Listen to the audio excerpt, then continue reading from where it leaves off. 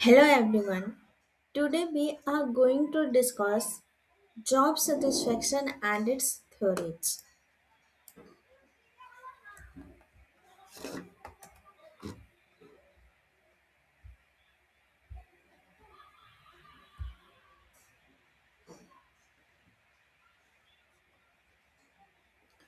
Job satisfaction is an important concept in an organizational behavior and management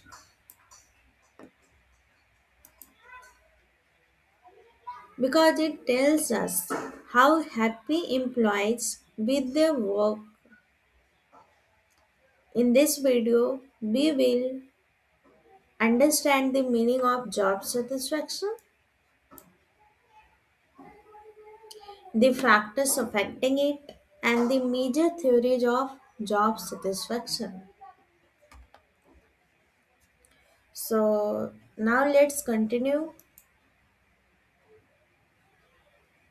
towards job analysis. Systematic analysis of job, and second one determines duties, responsibilities, and skills required. Job analysis. जब भी हम किसी भी job की analysis करते हैं तो हम उसमें सबसे पहले ड्यूटीज देखते हैं, रिस्पॉन्सिबिलिटी देखते हैं एंड जो भी स्किल्स रिक्वायर्ड होते हैं उन सब को हम उसमें चेक करते हैं कि जो भी हमें स्किल्स रिक्वायर्ड है वो हम फुलफिल कर पा रहे हैं या फिर नहीं। उस जॉब पोस्ट के लिए जो भी पोस्ट वहाँ पे मेंशन है उसके लिए हम अप्लाई कर सकते हैं या नहीं।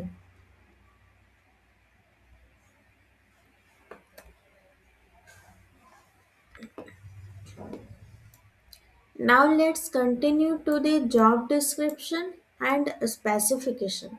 Job description, duties and responsibilities of job.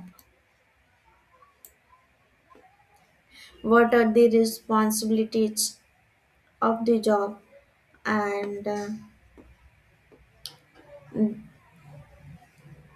second one, job specification. Human qualities needed to perform job. Human की जो भी क्वालिटीज होती हैं वो अपने क्वालिटीज पे ही जॉब को परफॉर्म कर पाता है। Like job description and specification में दो चीज़ें आती है। First one job description and second one job specification. Job description जो होती है उसमें ड्यूटीज एंड रिस्पॉन्सिबिलिटी दी हुई होती है जो चेक करना होता है and second one job specification. इसमें ह्यूमन की क्वालिटीज को देखा जाता है कि वो कितने अच्छे से जॉब को परफॉर्म कर पाएगा। जॉब डिजाइन टेक्निक्स, अगर कोई भी जॉब डिजाइन होती है तो कैसे जॉब को डिजाइन किया जाता है and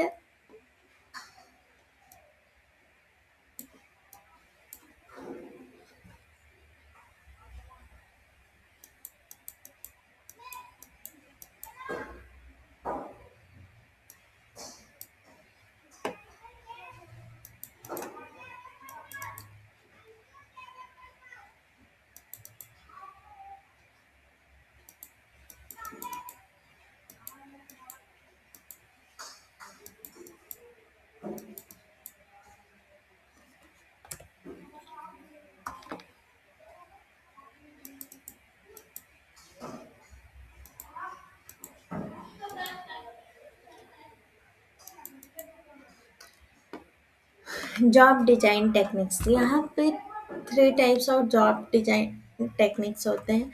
first one job rotation, second one job enlargement and third one job enrichment.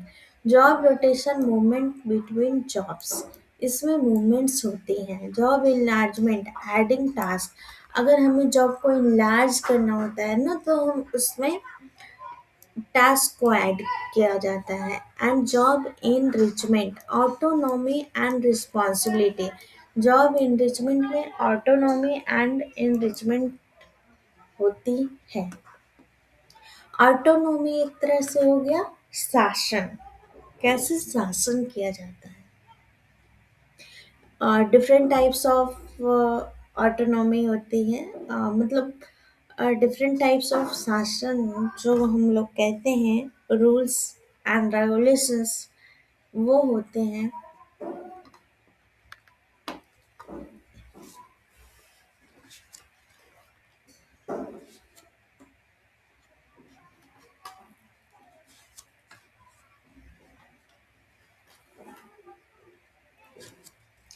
We will later discuss about job rotation uh, because there you will see different types of rotations in jobs. Vertical rotation, horizontal rotation, you will see in the further videos or maybe in this video.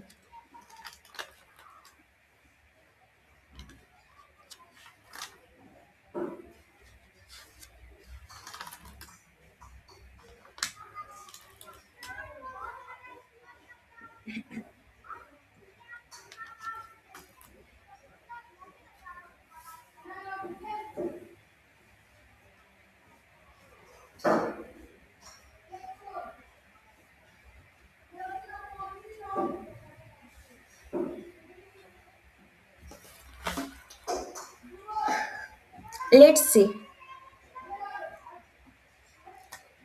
Right now, I'm discussing about job rotation, job enlargement, and job enrichment in detail. Okay, so please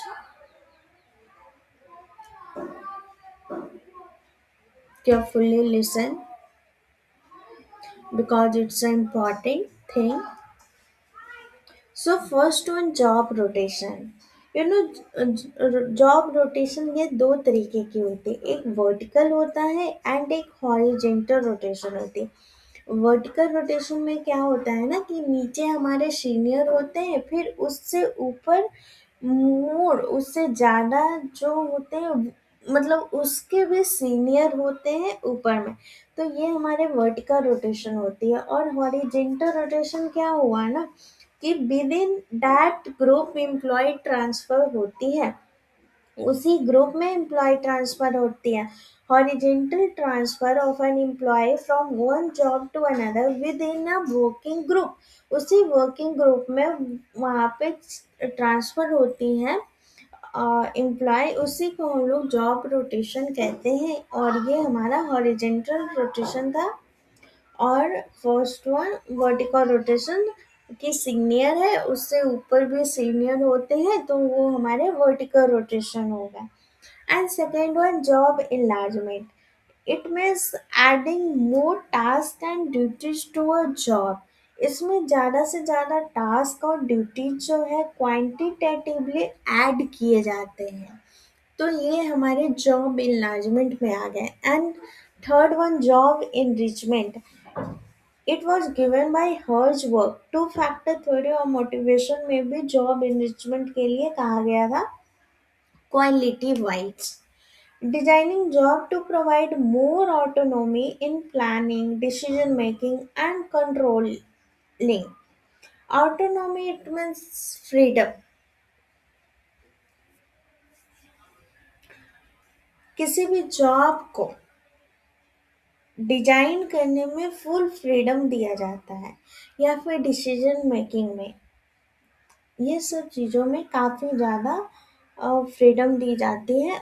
and ये होती है हमारे job enrichment. Here you see three types of job design techniques. Now I am telling about one more job design techniques, and that last one, job simplification. Job simplification is the fourth one.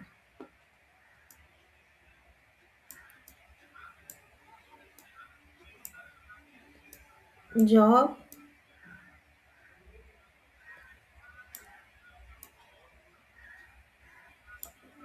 job simplification.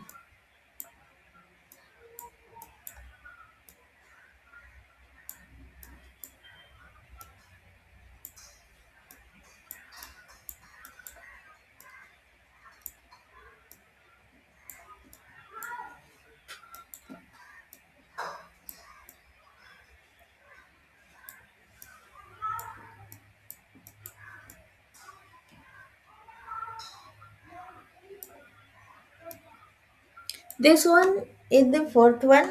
Job simplification. It means breaking down of a job into small components, having simpler task.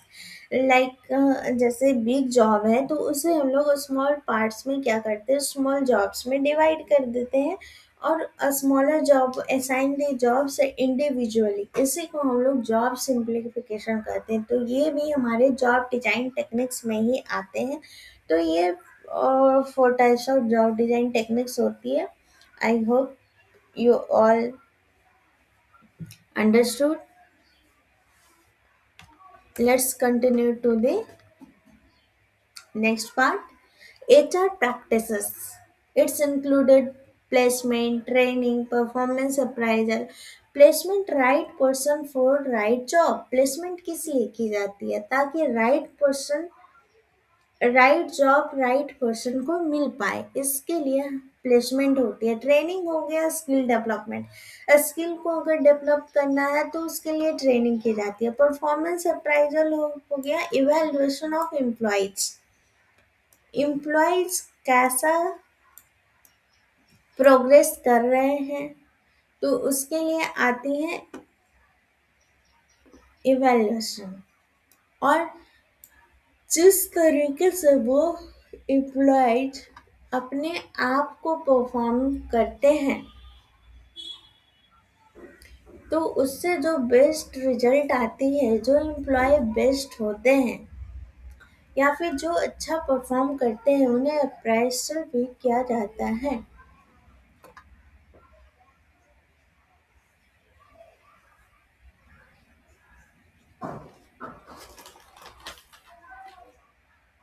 And it's a good thing,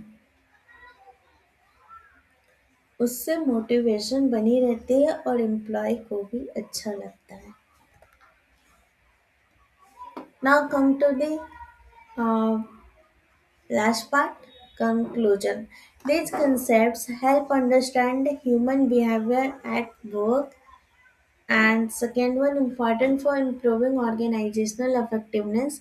इन सब चीज़ों से हम human behaviour को समझ पाते हैं and हम organisational effectiveness को कैसे इम्प्रूव कर पाएंगे, ये चीज़ें इम्पॉर्टेंट होती हैं। इसका इम्पोर्टेंस है जो कि बताता है, यही कंक्लूजन है at the end। And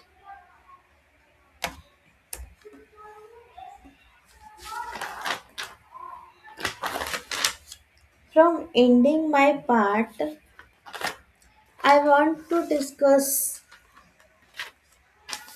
one more thing in detail regarding placement, training, and performance appraisal. Uh,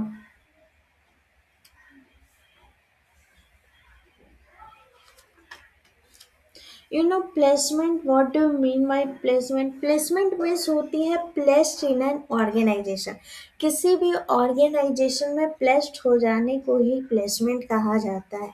ये टू टाइप के होते हैं। सबसे पहले ये जो हमारा प्लेसमेंट है, ये टू टाइप के होते हैं, person job fit and second one person organization fit। person job fit means employee की करेक्टरिस्टिक मैच होती है या नहीं। K SAs of employee is equal to TDR of job, knowledge job ability is equal to task duties and responsibilities. ये match हो रहा है या नहीं, ये हमारी पर्सन जॉब फिट में आती है। सेकेंड वन होता है person organisation fit, congruence between individual and organisational factor. इसमें कॉन्ग्रुएंस होती है, ये ज़्यादा सेटिस्फाइड होते हैं। Person organisation fit.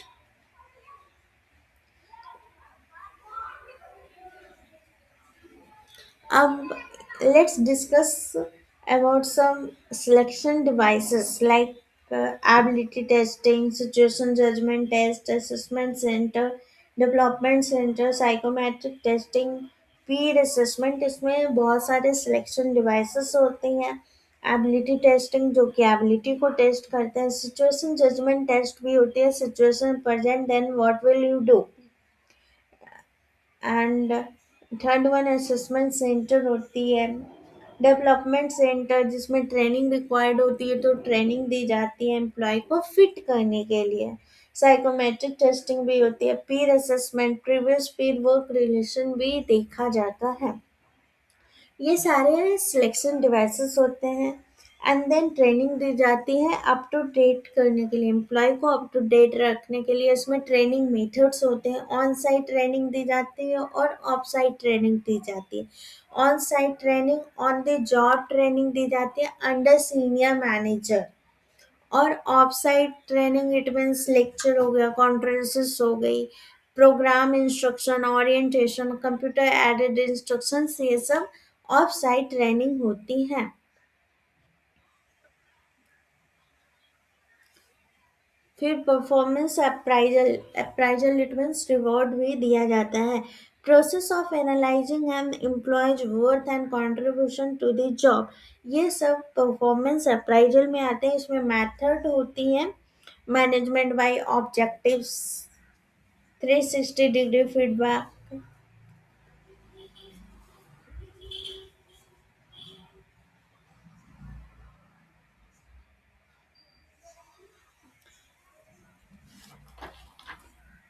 And third one assessment centre method भी होता है।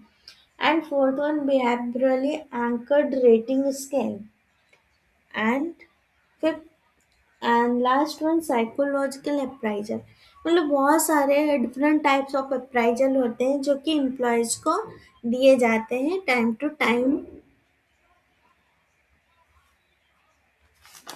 सो यहाँ पे हमारा साइकोलॉजी के जितने भी human behaviours, industrial and organisational psychology के कॉन्सेप्ट थे वो ख़त्म होते हैं। So I hope you understood well. So thank you for now and thank you for watching my videos. If you like my video, please comment. So thank you. I hope this video will help you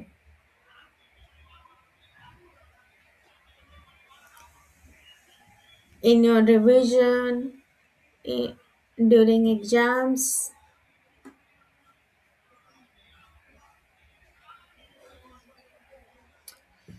So thank you.